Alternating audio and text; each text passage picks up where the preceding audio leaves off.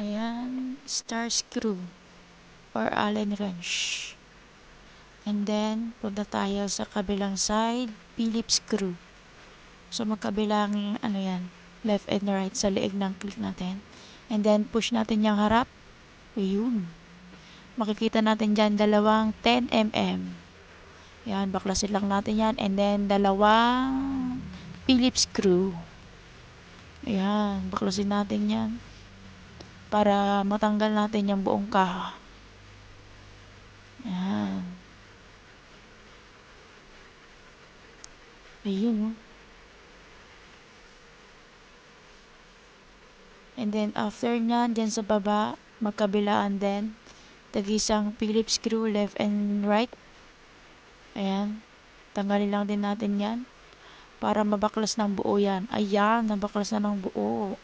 O, di ba?